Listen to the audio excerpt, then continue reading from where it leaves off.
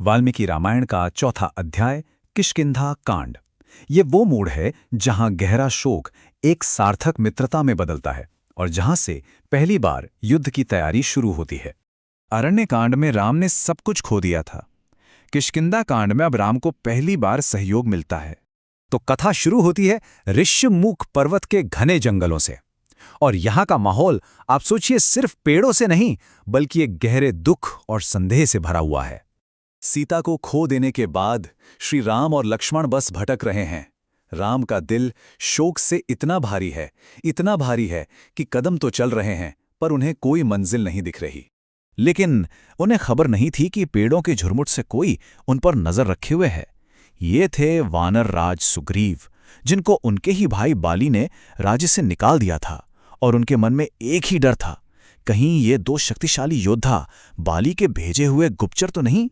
इसी डर के कारण सुग्रीव ने अपने सबसे विश्वासपात्र और बुद्धिमान मंत्री हनुमान को भेजा, एक ब्राह्मण का रूप धरकर उन अजनबियों की सच्चाई जानने के लिए।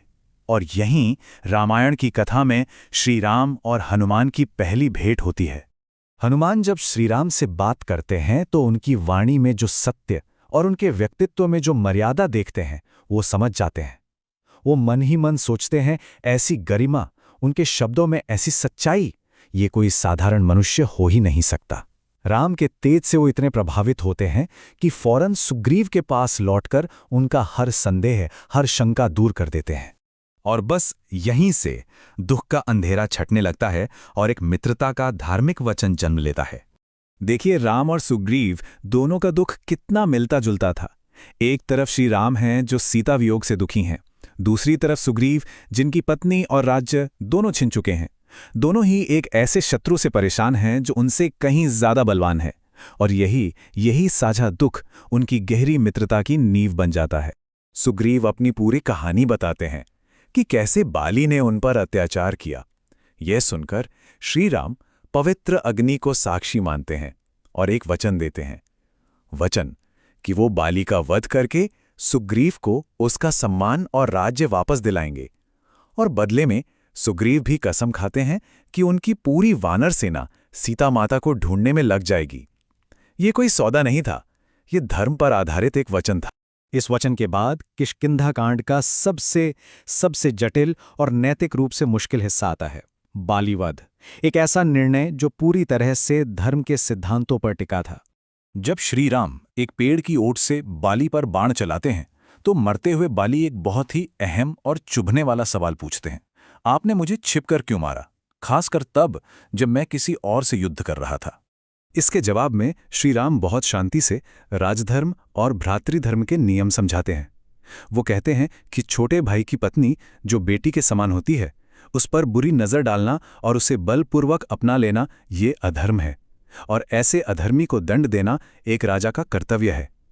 बाली ने अपने कर्मों से एक सम्मानजनक युद्ध का अधिकार खो दिया था। धर्म के इस तर्क को सुनकर बाली को अपनी गलती का एहसास होता है। वो क्षमा मांगता है और अपने बेटे अंगद की जिम्मेदारी सुग्रीव को सौंप देता है। बाली की मृत्यु के बाद सुग्रीव का किष्किंधा के नए राजा के रूप में राजाभिषेक होता है और वहां विदुषी तारा के मार्गदर्शन से वानर राज्य में शांति और व्यवस्था लौट आती है।